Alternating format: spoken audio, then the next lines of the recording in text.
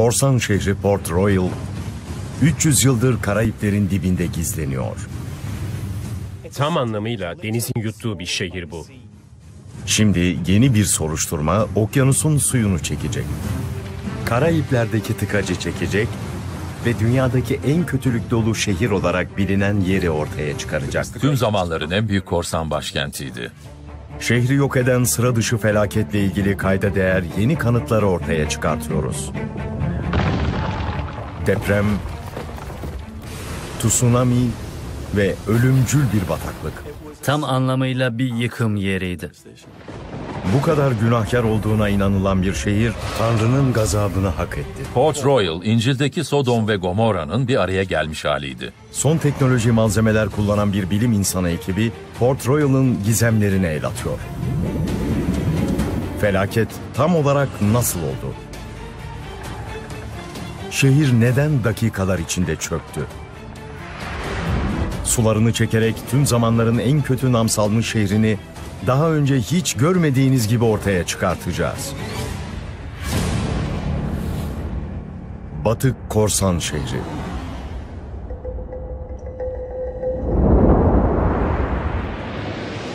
Okyanusu boşaltabileceğinizi hayal edin. Tıkacını çekip deniz yatağında yatan şeyi ortaya çıkarabileceğinizi. Yeni ve güçlü bir teknoloji tam olarak bunu yapabiliyor. Dijital fotoğraflar ve sonar taramalar, batık kalıntılar hakkında bize yeni bir bakış açısı sunuyor.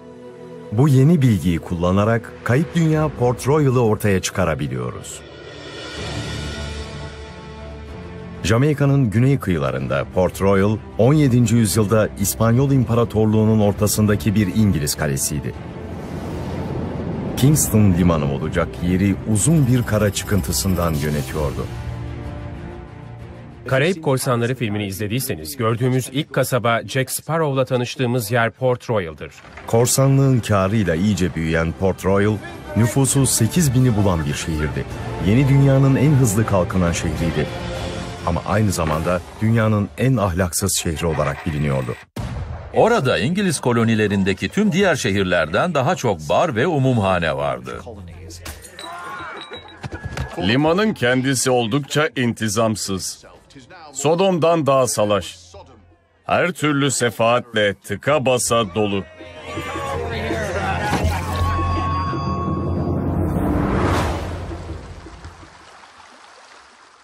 ...7 Haziran 1692'de felaket Port Royal'ı vurdu.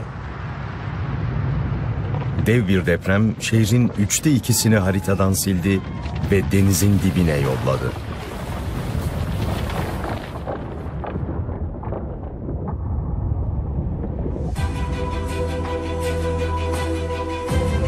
Batık şehirler konusunda uzman olan arkeolog John Henderson, yeni teknolojiyi kullanarak felaketin nasıl gerçekleştiğini ortaya çıkartacak. Port Royal o kadar çabuk batmıştı ki tüm sırlarını yanında götürmüştü. Burası gerçek bir batık şehir ama bununla kalmıyor. Aynı zamanda felaket yeri. O kadar çabuk battı ki olduğu gibi kaldı. Buraya yeni dünyanın Pompei'si deniyor. Şimdi su altında keşfedilmeyi bekliyor. Arkeolojide bu çok ender görülür. Son teknoloji malzemeler kullanan John'un görevi, batık şehri tekrar keşfetmek ve kalıntıların dijital bir modelini yaratmak. Bu veriler şehrin 2 dakikalık bir dehşet içinde nasıl parçalandığını ortaya çıkartacak. John'un buldukları, UNESCO Dünya Mirası unvanı önerisini destekleyerek Port Royal'ın küresel önemini güçlendirecek ve kalıntıları gelecek için korumaya yardımcı olacak. Çok büyük bir görev ama işe yararsa veriler sanal olarak okyanusun suyunu çekmemizi sağlayacak. Milyonlarca litre suyu çekerek batık Port Royal şehrini nihayet gün ışığına çıkartacağız.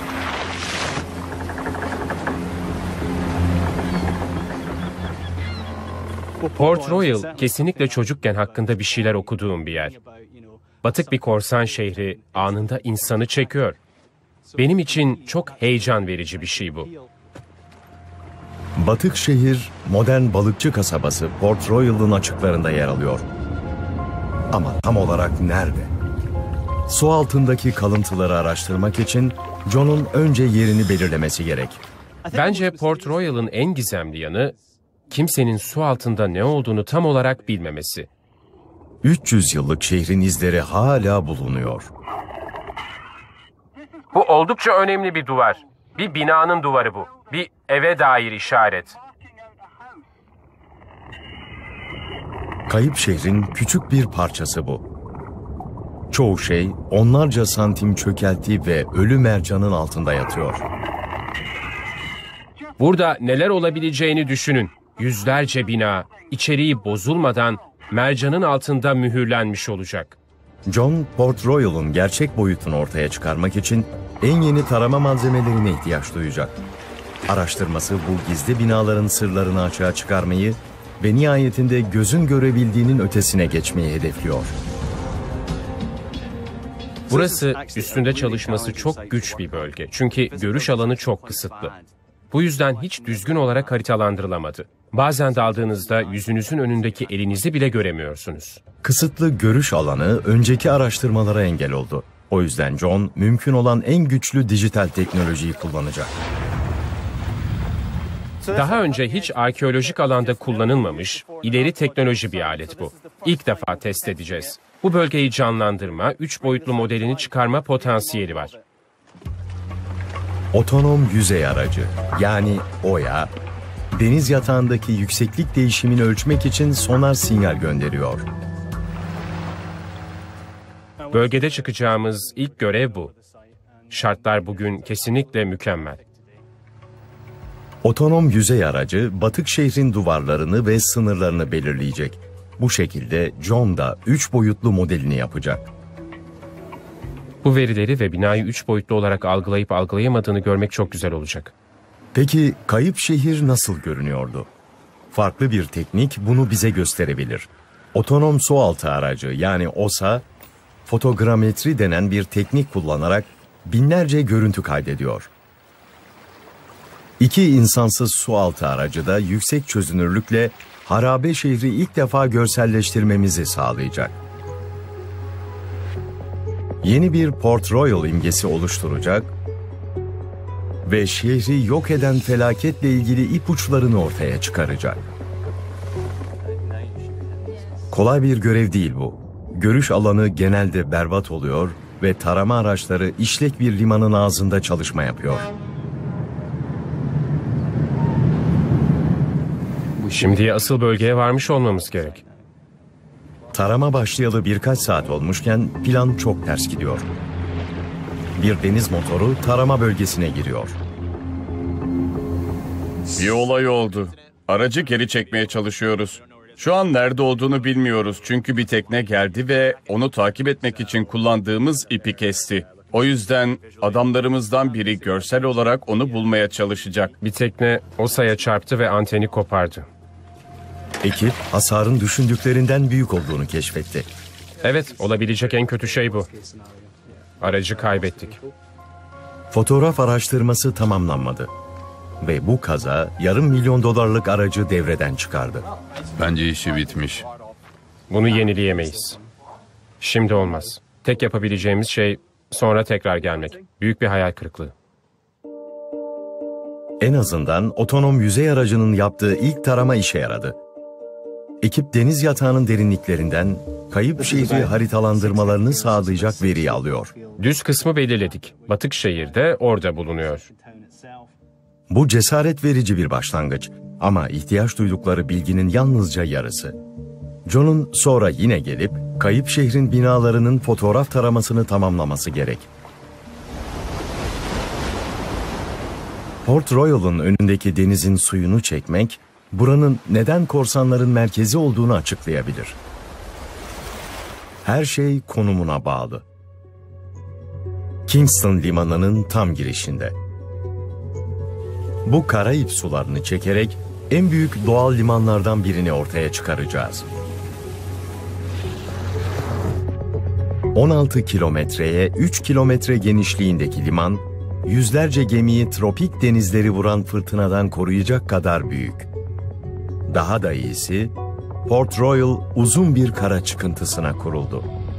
Göreceğimiz şeylerden biri bu derin limandan çıkan kara uzantısı olacak. Dik kıyıları gemilere rıhtım olmak için mükemmel bir konum haline gelmesini sağladı. İki tarafta da su derin. Büyük gemiler buraya gelip kısa sürede kıyıya çok yaklaşabiliyordu. Liman kurmak için burası mükemmel bir yer gibi görünüyor. Ama sürekli kayan, kumdan oluşan kara çıkıntısı Port Royal'ın felaketi oldu.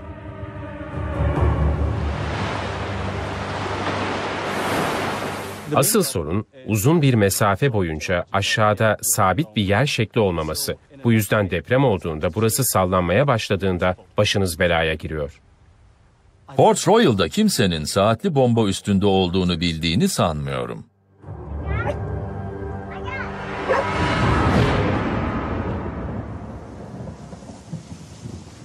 Fotogrametri tarama aletinin bozulmasından 7 ay sonra John Henderson tekrar burada. Bu kez fotoğrafçı Simon Brown, OSA'nın görevini yapıp batık şehrin fotoğraflarını çekecek. Görüş alanı çok kısıtlı olduğu için Simon'ın kalıntılara çok yaklaşması ve binlerce fotoğraf çekmesi gerek. Fotoğraflar 3 günde su altında yatanların 3 boyutlu bir modeli haline getiriliyor. Evet Simon, göster bakalım. Kolay olmadı ama 5 numaralı binanın çok fotoğrafını çektik. 5 numaralı bina bir zamanların büyük aile evi olabilir. Geriye sadece bir oda kaldı ve emsalsiz detayları ortaya çıkardı. Çalışma şartların düşünülünce bu muhteşem görünüyor. Burada duvarı yakaladığımız görülüyor. Yanındaki avlu bile görülüyor. Ateş çukuru görülüyor. Alçak duvarlar görülüyor. Harika bu. Tuğlaları tek tek görebiliyoruz. Benim için heyecan verici olan şu. Bunu birine gösterebiliriz ve aşağıda ne olduğunu anında görebilirler. Bu kadar iyi sonuç alacağını düşünmemiştim. John'un görevi muhteşem sonuçlar veriyor. Kayda değer fotoğrafik veriler, deniz yatağındaki önemli kanıtları ve kayıp evlerin tuğla temellerini ortaya çıkarabilir. Bu verilere deniz yatağının sonar taramasını ekleyebiliriz. 3 boyutlu olarak batık şehrin kopyasını görüyoruz. Ve Port Royal'ın ucu ilk defa ortaya çıkıyor. Burası kayıp şehrin ayakta kalan 56 dönümü. Batık şehrin olduğu bölge görülüyor. Nereye ulaştığı ilk defa görülüyor ve bu çok heyecan verici.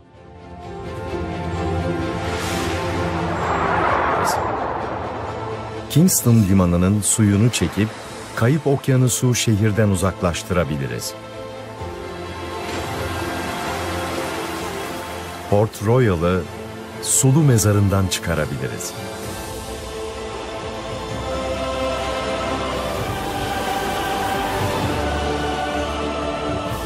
Gün ışığı bir kez daha sokaklarına vurabilir. 300 yıl sonra ilk defa orada olan şeyi tekrar inşa etmeye başlıyoruz. Port Royal'ı mahveden yüzlerce evi ve görkemli kalelerini suya gömen sıra dışı felakete artık biraz ışık tutabiliriz. Günahkarlığının ipuçları hala karanlıkta yatıyor.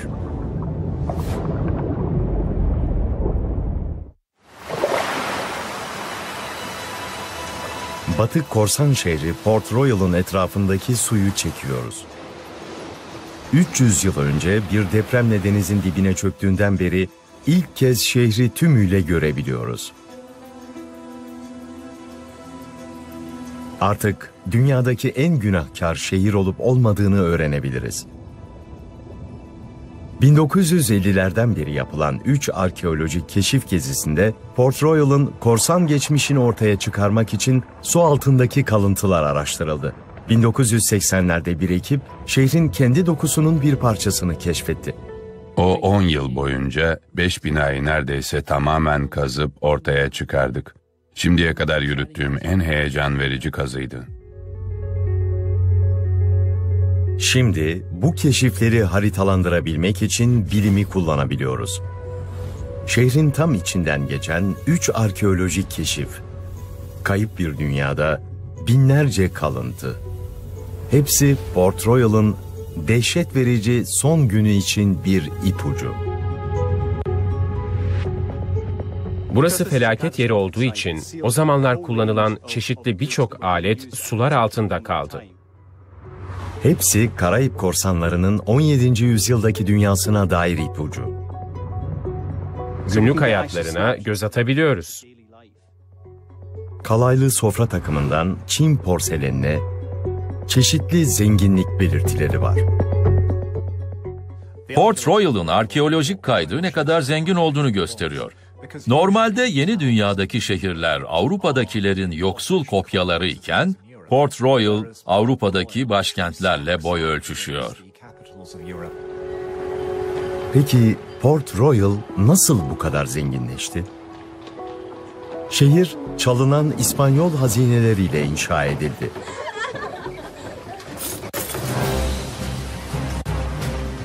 ...1650'lerde İngiltere ve İspanya savaşıyordu.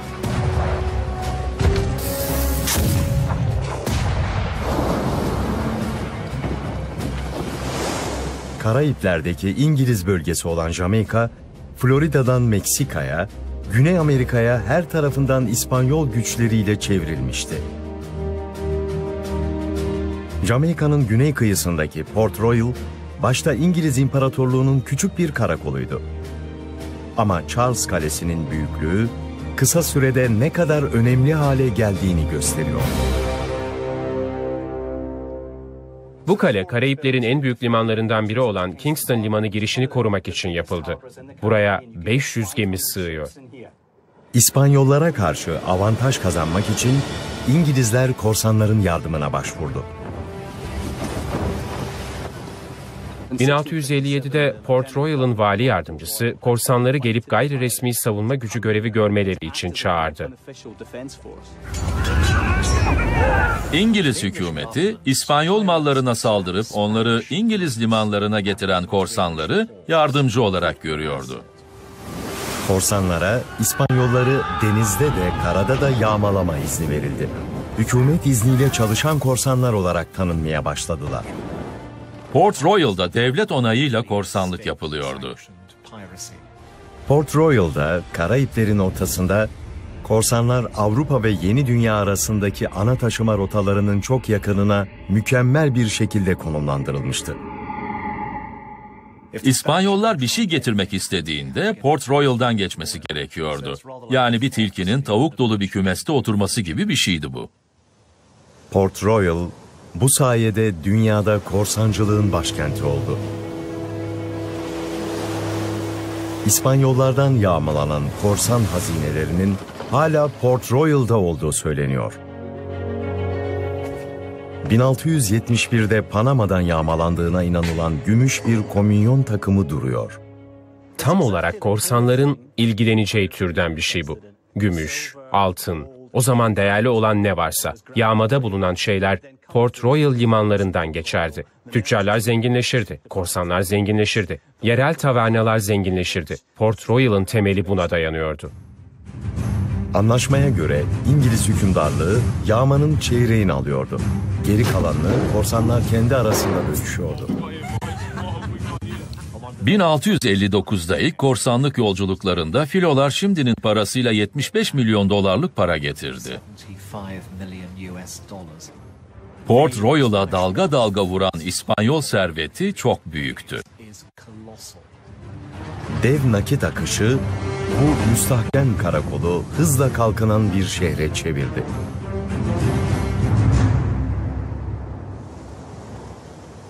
Arkeologlar tarihi tasvirlere ve haritalara dayanarak kayıp şehrin planını çıkardı. John, modern Port Royal sokaklarını gezip yeraltı harabeleriyle nasıl bağlandığına bakıyor. Planlardan anlıyoruz ki modern balıkçı kasabası aynı yapıyı sürdürüyor. Sokaklar 17. yüzyıldakiyle aynı. Ana yollardan biri olan Queen Caddesi dümdüz gidiyor ve Denize varınca bitiyor. Batık şehre doğru devam ettiğini biliyoruz. Arkeologlar Queen Caddesi'ni takip edip denizin 90 metre altına kadar devam ettiğini buldu. Şehir planını haritalandırarak tam boyutunu ortaya çıkarabiliriz. Sıkı bir sokak ağı 200 dönümden fazla alanı kaplıyordu. Denize bakan 3 heybetli kale tarafından korunuyordu. Şehir duvarlarının içinde Port Royal, 17. yüzyıl Londra'sı kadar kalabalıktı. Parlak döneminde Port Royal'da olsanız tıka basa insanla dolu küçük bir şehre gelmiş olurdunuz. Deniz yatağındaki ipuçları Port Royal'ın Londra ile mimarisine kadar uzanan benzerliklerini ortaya çıkarıyor. 3-4 katlı, sivri çatılı, ön cephesi dar, arsası derin, arka ve ön bahçeli, aynı tip tuğla binalar vardı. Suyu çekilen şehirde 2000 tuğla ve keresteden yapılmış ev Port Royal sokaklarını dolduruyordu. Büyüyen nüfusu neredeyse 8.000'e varmıştı. Ama kalabalık dar sokaklar deprem vurduğunda ölüm tuzağı haline geldi. Çok kapalı ve fazla kalabalık yarımadada insanlar 2 ila 4 katlı konutlarda yan yana yaşıyordu. Deprem vurduğunda kaçacak hiçbir yer yok. 1670'lerde Port Royal zamanının Las Vegas'ı haline geldi. Burası öncü bir kasaba sayılır. Amerika kıtasında 17. yüzyılın altına hücum kasabası denebilir. İnsanlar çabuk zengin olmak için İngiltere'den gemiyle buraya geliyordu. Nasiplenecek bu kadar servet olunca ticaret gemileri, tüccarlar ve zanaatkarlar korsan şehrine geldi. Bazıları bir gecede milyonerlere denk oldu. Bir hikayeye göre azgın bir korsan şehirdeki en güzel hayat kadınıyla yatmadan önce striptiz yapması için ona 1000 sterlin vermiş. Peki Port Royal dünyanın en günahkar şehri miydi? Bu kayıp dünyada yapılan kayda değer keşifler Port Royal'ın itibarını nasıl kazandığını ortaya çıkarıyor. Lime Caddesi'nde bir binada çok önemli ipuçları bulunuyor. 60'tan fazla kalıntı var. Hepsi de şişe. Port Royal'da 1 numaralı binada kazı yaptığımızda taverna olduğu oldukça açıktı. Arka odasında 60'tan fazla şişe vardı. Hala tıpalıydılar. Arkeologlar Port Royal'ın birçok barından birini keşfetmişti. Tarihi kayıtlar burada yüzlerce taverna olduğunu gösteriyor. Belki de her 10 sakinine bir tane düşüyordu. John, batık tavernanın kalıntılarına dalış yapıyor. Korsanlar burada paralarının çoğunu alkole harcıyordu. Buradaki sefahat ve sarhoşluğu hayal etmek güç. Korsanlar servetini rom, şarap ve kadınlara saçıyordu. Tipik bir korsansanız parayı zevk için harcardınız. Port Royal'da da zevk alabileceğiniz çok şey vardı. Alkol, güzel yemekler ve seks. Port Royal'ın daha köhne olan tarafının adı kötüye çıktı. Bu tavernalara umumhane deniyor. Sefil, hafif meşrep kadınların ve hayat kadınlarının evi buralar. Şehri medenileştirmek neredeyse imkansız. 17. yüzyıl dünyasında Port Royal, Tanrı'nın gazabına uğramak için çok uygundu. Hatta bazıları dünyadan silinmesi gerektiğine inanıyordu. Ama kimse üçlü bir felaketin şehri yıkacağını tahmin edemezdi. O felaketin izleri hala deniz tabanında duruyor. Port Royal'ın etrafındaki okyanusu boşaltıyoruz. Dünyanın gördüğü en kötü nam salmış korsan şehrini ortaya çıkarıp, şehri denizin dibine gönderen, sıra dışı ve kıyamet gibi bir sona sürükleyen üçlü felakete ışık tutuyoruz. Deniz yatağında bulunan binlerce ipucu arasında depremin vurduğu zamana dair tüyler ürperten bir kanıt var. 17. yüzyıldan kalma bir cep saati. İbreleri denizde çoktan paslanmış. Ama yakından incelendiğinde ortaya ilgi çekici bir şey çıkıyor. Röntgen çekildiğinde ibrelerin 11.43'te durduğu görüldü. Tarihi kayıtlardan bildiğimize göre deprem öğlenden hemen önce vurmuş. Kimileri saatin tam deprem vurduğunda durduğunu söylüyor. Peki depremi hangi doğal güç harekete geçirdi? Cevabı bulmak, depremin kaynağını ortaya çıkarmak için sadece Port Royal'dan değil, tüm Jamaika'dan okyanus suyunu çekiyoruz. Cevap karanlıkta. Yüzeyin yüzlerce metre altında yatıyor. Jamaika'dan okyanus suyunu çektiğinizde deniz yatağında dev oluklar olduğunu görürsünüz. Bunlar doğuya ve batıya giden kırıklardır. Deprem fay hatlarıdır.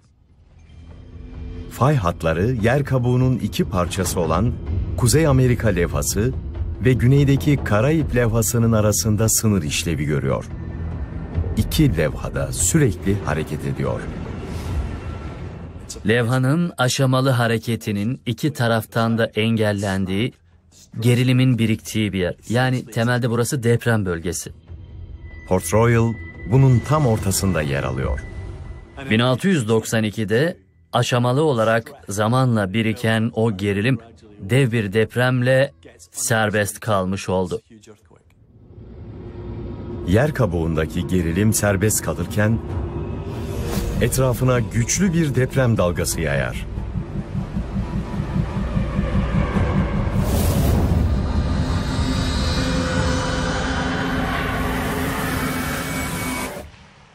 ...7 Haziran 1692. Port Royal'da kıyamet günü sıradan bir gün gibi başladı. Kiliselerde günlük ibadetler yapıldı, gün doğumunda ticaret başladı. İnsanlar işleriyle ilgileniyordu. Saniyede 8 kilometre hızına kadar çıkan deprem dalgası direkt Port Royal'a doğru geliyordu. O sabah birinin vali yardımcısıyla İspanyol şarabı içmeye gideceğine dair kayıtlar var. Gelecek şeyin hiçbir belirtisi yoktu. Port Royal'ın dar sokakları ve binaları insanlarla doluydu. İskeleleri ticaret gemisi kaynıyordu. Galiba ilk belirti kuzeyden gelen bir gürültüydü. Dağlardan alçak bir gümbürtü geldi. Elimizdeki kayıtlar depremin 3 kere vurduğunu gösteriyor. Asıl öldürücü olan sonra olacaklardı. O kadar şiddetli bir sallantıydı ki insanlar dizlerinin üstüne düştü. Yerde yarıklar açıldı. Yerin sallandığını hissettik ve tuğlaların yerden yükselmeye başladığını gördük. Yer kabardı. Dalgalı bir deniz gibi yükseldi. İnsanlar canını kurtarmak için yıkılan binalardan kaçtı. Ama şehirde sığınılacak yer yoktu. Port Royal neredeyse olabilecek en kötü durumdaydı. Tuğladan yapılmış uzun binalar ve dar sokaklar vardı. O sokaklardaysanız kaçmak imkansızdı. Bir binada kalmakla sokağa çıkmak arasında yapacağınız tercih tamamen kumar. Deprem yalnızca başlangıçtı. Port Royal'ın nasıl denize battığını tek başına açıklamıyor. Şehir tamamen farklı bir sebepten batmış. Charles Kalesi'nin arkasında Port Royal'ın kumlu sokaklarının altında büyüyen korkunç güçlerin sıra dışı bir kanıtı var. Burası denizci binası ama günümüzde içine girince kapıldığınız his yüzünden sersemletici ev deniyor. Bina açılı, zemin de bu açıda olduğu için içeri girdiğinizde yön duygunuzu kaybedebiliyorsunuz. Sersemletici ev, 1907'deki depremden sonra ayakta kalan az sayıda binadan biri. 1692'de yaşanan şeye benzer bir şey yaşandı. Ama 1692'deki depremin daha güçlü olabileceğini düşünüyoruz. İnsanlar hala içindeyken evler 5,5 metre kadar kuma battı. Port Royal depreminin doruk noktasında son derece sıra dışı bir şey oldu. Depremde bunu çok ender görürüz. Sallanıp çöken binalar, içinde insanlarla birlikte zemine batmaya başladı. Bilim insanları buna sıvılaşma diyor. Port Royal halkı içinse cehennem azabıydı. Evlerini üstüne inşa ettikleri kumlu zemin ölümcül bir batağa dönüştü. Sıvılaşma sırasında şu oluyor. Kumun içinde bolca su var ve salladığınızda bulamaç haline gelip sıvılaşıyor. Çok ender kameraya yakalanıyor. Bu görüntü Niigata, Japonya'da 16 Haziran 1964'te iş yerinde sıvılaşmanın dehşetini gösteriyor. Dev bir depremin enerjisi şehrin altındaki çökeltinin taneciklerini ayırdı ve suyun yüzeye çıkmasına neden oldu. Toprak bataklığa döndü ve şehri içine çekti.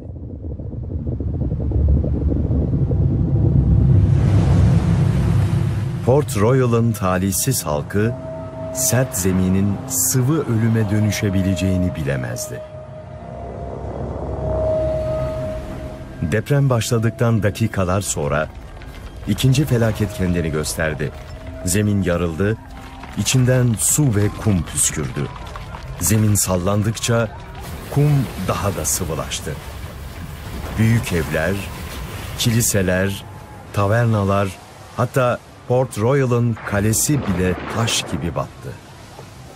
O zamanlar en güzel, en yüce görünen evler bir dakikada toprağın içine battı ve gözden kayboldu.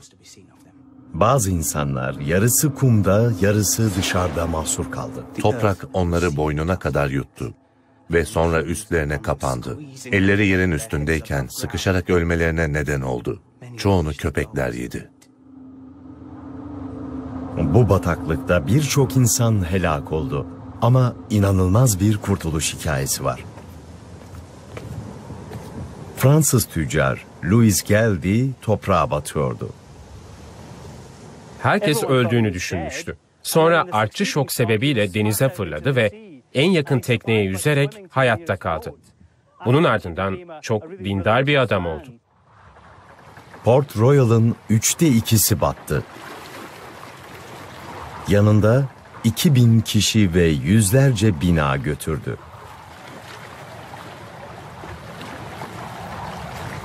Mevcut yıkıntılar şaşırtıcı bir şekilde korunmuş. Bana en büyüleyici gelen şey şu: bir bina asıl durduğu yerden 4,5 metre aşağı batarken nasıl bir tuğla bile yerinden oynamaz. Bu tuğlalar sıvayla yapıştırılmamış. Sadece avlu yapar gibi dizilmiş ama mükemmel bir şekilde bir arada duruyor. Şimdi bir de 4,5 metre suyun altındalar. Buraya bir günde nasıl battığı anlaşılıyor. Duvarlar yerinde duruyor.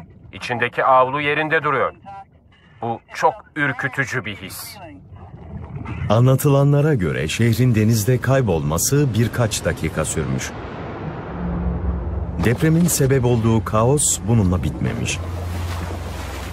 Kurutulan şehir, Port Royal'a vurmak üzere olan 3. ve son felaket hakkında ipuçları verecek.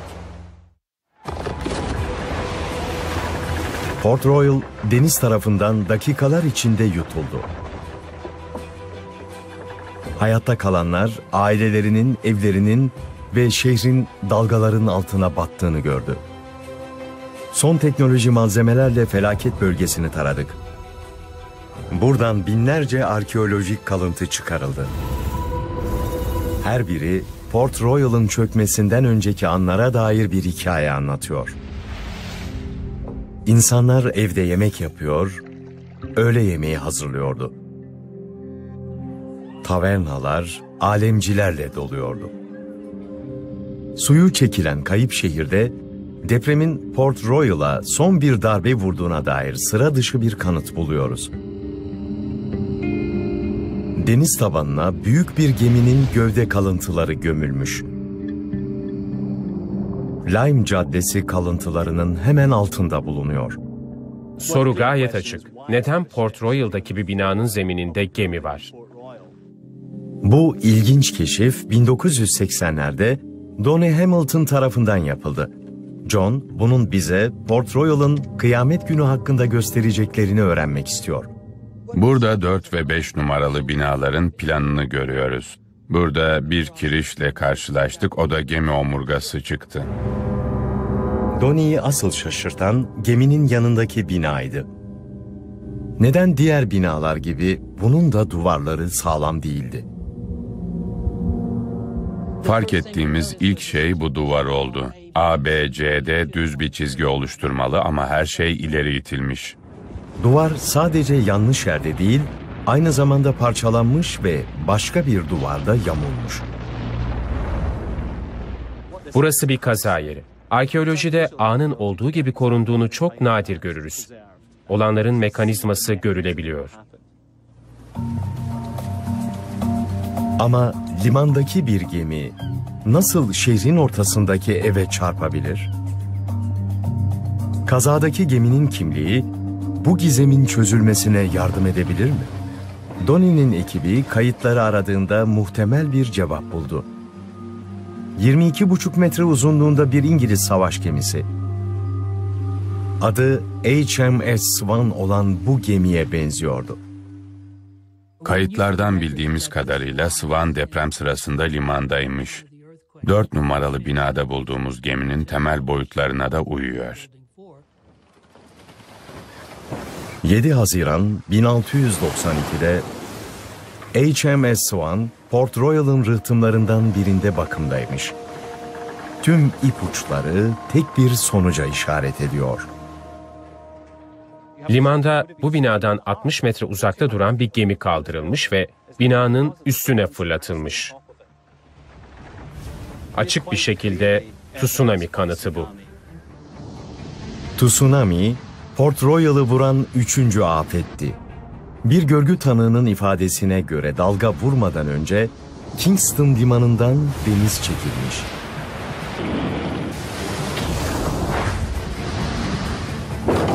...2011'de Japonya'yı, 2004'te de Tayland'ı vuran tsunami'lere benzer bir dalgaymış.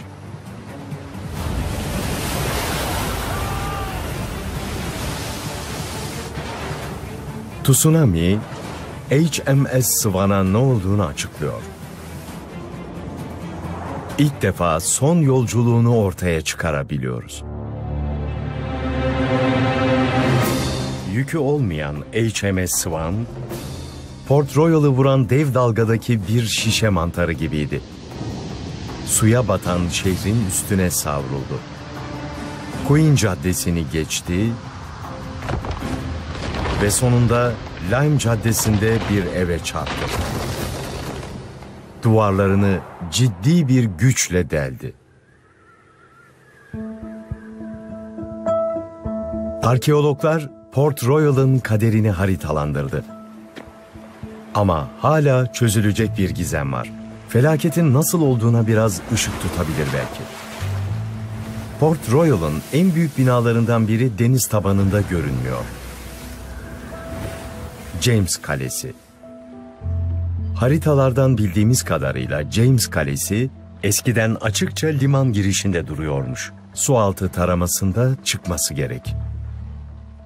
3 boyutlu taramanın şaşırtıcı yönü şu: kale gibi belirgin bir şeyin olduğu yerde hiç yükselti yok. Depremde battığını kabul edebiliriz. Ama elimizdeki planlara baktığımızda tamamen yok olmuş gibi görünüyor. Felaket sırasında James Kalesi'nin yok olmasını açıklayacak başka bir şey mi olmuştu?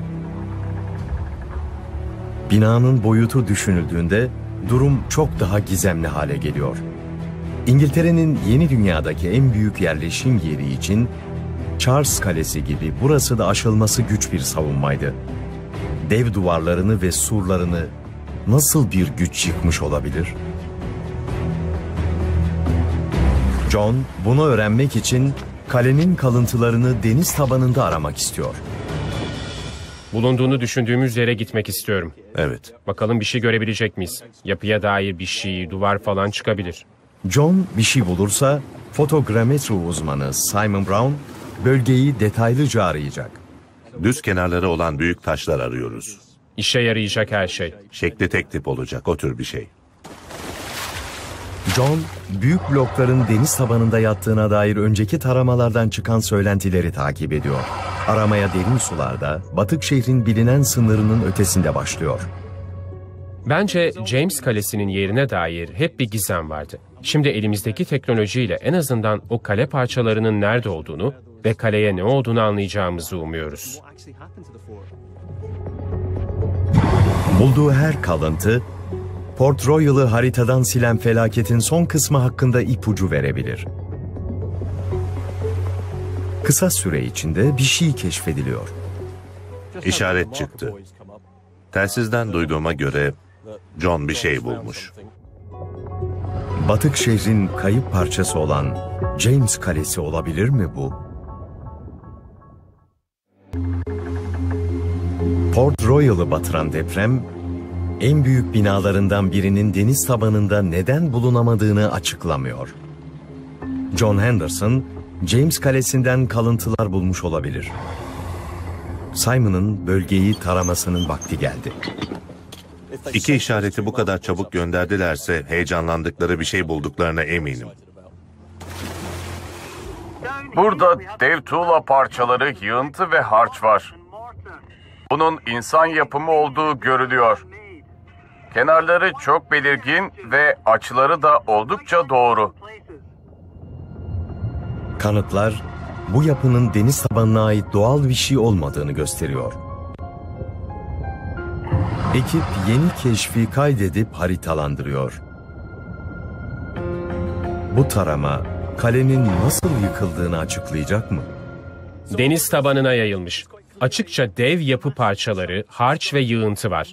Kesinlikle James Kalesi'nin parçaları deniz tabanına yayılmış. Sanki yapı batmış, sonra bir şey tarafından parçalanmış. John, James Kalesi'nin yerini ilk kez belirledi. Deniz tabanında olması gereken yerde değil ve kaleden geriye çok az şey kalmış. Felaket hakkında neyi gösteriyor bu? Bu James Kalesi olduğunu düşündüğümüz şeyin yerini belirlediğimiz parçalarından biri. Büyük bir duvar parçasının dev kalenin bir surunun taraması bu. Batan diğer binaların aksine bu tek parça değil. Nasıl böyle parçalandı? Deprem vurduğunda limana doğru kaydı. Arkasında bütün şehrin ağırlığı vardı. Parçalanmaya başladı. Diğer kısımlar sıvılaştı, dümdüz çöktü ama bu ileri itildi. Sonra tsunami'nin darbesini aldı ve parçalanmaya başladı. James Kalesi'nin tahribatı tek bir tsunami'den fazlası olduğunu gösteriyor. Depremin getirdiği acımasız ve son bela buydu. Ve yine sebebi Port Royal'ın Kingston limanındaki konumuydu.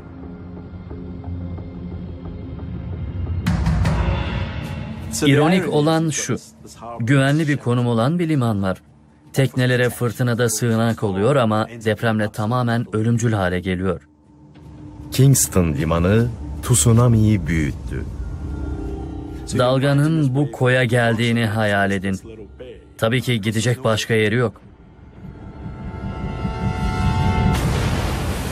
Tsunami limanda tüm kıyılardan döndü ve batık şehrin kuzey ucuna birden çok dalga gönderdi.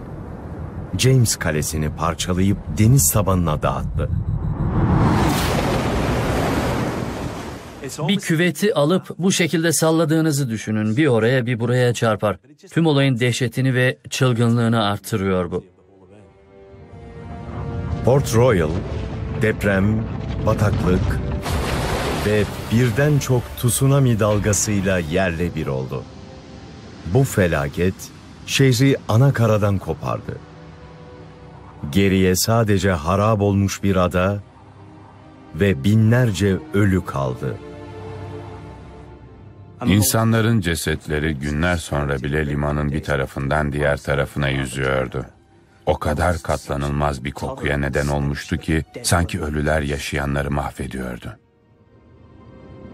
Felaketin haberi Avrupa'ya ulaştığında Tanrı sonunda ahlaksız korsan şehrinin cezasını kesmiş diye düşünüldü. Haber anavatana ulaştığında genel olarak İngilizce konuşan dünyanın en günahkar şehrinin sonunda layığını bulduğu düşünüldü. İlahi adalet olarak görüldü. Port Royal'daki yağmanın ve korkunç davranışların hak edilmiş cezası olarak görüldü. Bu korkunç yargıyla Tanrı hayatlarını değiştirmelerini sağlayacak. Zira dünya üstünde onlardan büyük kafir yoktu. Port Royal eski şanına asla kavuşamadı. Karayiplerin ticaret yıldızı dünyadan silindi gitti. Depremin burayı vurmadığını hayal edersek, burası gelişip Manhattan veya Hong Kong gibi bir yere dönüşebilirdi. Sonunda Port Royal'ın aktif fay hattı ve ölümcül bataklıktan oluşan konumu kaderini belirledi. Gerçek şu. Bu şehir İngilizlerin inşa etmemesi gereken bir yerdeydi. Yani insanların sebep olduğu bir trajedi, bir felaket bu. Doğanın veya Tanrı'nın sebep olduğu değil. John Anderson'ın çalışması Batı Korsan şehrinin ilk tamamlanmış sualtı taraması oldu. UNESCO Dünya Mirası unvanını almasını sağlayıp bu bölgeyi doğanın gazabından korumaya bir faydası olabilir. Deniz tekrar bu bölgeyi ele geçiriyor. Burayı bir defa yuttu. Şimdi tekrar istiyor. Bilim ve inanılmaz bilgisayar görüntüleri sayesinde Port Royal'ın inanılmaz hikayesi baki kalacak. Tüm zamanların en kötü nam salmış korsan şehri dev bir depremle parçalandı. Sonra ölümcül bataklıkla denize battı ve birkaç tsunami ile son darbeyi aldı. Üçlü bir felaket dünyanın en günahkar şehrindeki hayatı sona erdirdi.